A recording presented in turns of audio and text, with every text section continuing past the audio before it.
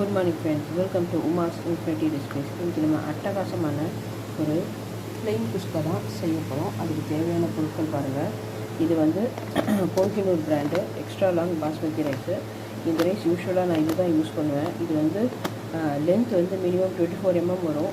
ரொம்ப சூப்பராக இருக்கும், பார்க்குறதுக்கு ரொம்ப அழகாக இருக்கும், நமக்கு சாப்பிட்ணுன்னு தோணும். சரிங்களா, ரைஸ் உடையவே உடையாது, நல்ல பழைய அரிசி இது. சரிங்களா, Kohinoor extra long basmati rice. இது வந்து பார்த்திங்கன்னா கேர்டு, இது வந்து கொத்தமல்லி, இது புதினா, இது பச்சை மிளகா, இது தயிர் தக்காளி, இது வந்து வெங்காயம் கட் பண்ணி வச்சுருக்கேன்.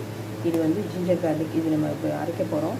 இது வந்து வீட்டில் அரைச்ச மிளகாத்தூள், இதுவும் வீட்டில் அரைச்ச காஷ்மீரி சில்லி, இதுவும் வீட்டில் அரைச்ச கரம் மசாலா. வாங்க, இது நான் இன்றைக்கி ஹோல்சம் கரம் மசாலாஸ் நான் சேர்க்கலை, அதுக்கு வந்து டேரெக்டாக இந்த மசாலா தான் சேர்க்க போகிறேன். வாங்க எப்படி செய்யுதுன்னு பார்க்கலாம். இது செய்கிறது ரொம்ப ஈஸி. வாங்க எப்படி செய்யுதுன்னு சொல்கிறேன்.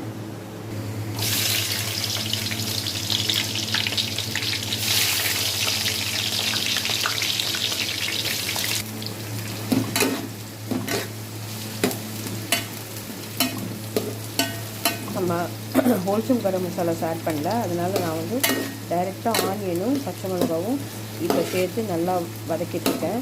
கொஞ்ச நேரம் கழித்து பார்த்திங்கன்னா ஜஸ்ட் ஒரு நிமிஷத்துக்கு அப்புறம் இந்த ஆனியன் வந்து அப்படியே டிரான்ஸ்லூசன்ட் கலரில் மாறும், அதாவது கண்ணாடி பதத்தில் மாறும்.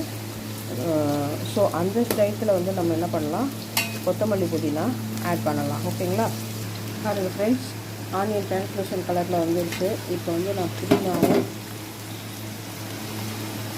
கொத்தமல்லியும் ஆட் பண்ணுறேன். எனக்கு நிறைய போட்டால் தான் பிடிக்கும், அப்போ தான் ஃப்ளேவர் சூப்பராக இருக்கும். அதனால் நான் இப்போ ஆட் பண்ணுறேன். இந்த கலர் விட்டுடலாம்.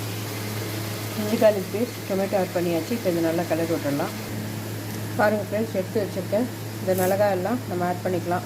வீட்டில் அரைச்ச normal chilli powder, Kashmiri chilli powder, அதுக்கப்புறம் வீட்டில் அரைச்ச கரம் மசாலா, அந்த கல்லுப்பு. சரிங்களா, இந்த குஸ்காவுக்கு தேவையான கர்ட் ஆட் பண்ணிவிட்டேன். இப்போ இது கலர் விட்டுடலாம். பாருங்கள் ஃப்ரெண்ட்ஸ், இப்போ இந்த பேஸ் மசாலா தயாராகிடுச்சு, பிரியாணி மசாலா. இப்போ வந்து நம்ம ரைஸ் சேர்த்துடலாம்.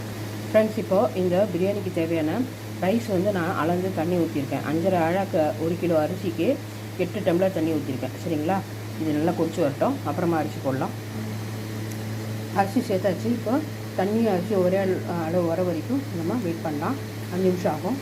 பாருங்கள் ஃப்ரெண்ட்ஸ், தண்ணியும் அரிசியும் ஒரே லெவலில் வந்துடுச்சு. இந்த ஸ்டேஜில் நம்ம தம் போட்டுடலாம் 20 மினிட்ஸ். சரிங்களா, பாருங்கள் ஃப்ரெண்ட்ஸ், அட்டகாசமான ப்ளைன் குஸ்கா சூப்பராக தயாராகிடுச்சு. பாருங்கள், ரைஸ் பாருங்கள் எவ்வளோ நல்லா இருக்குது.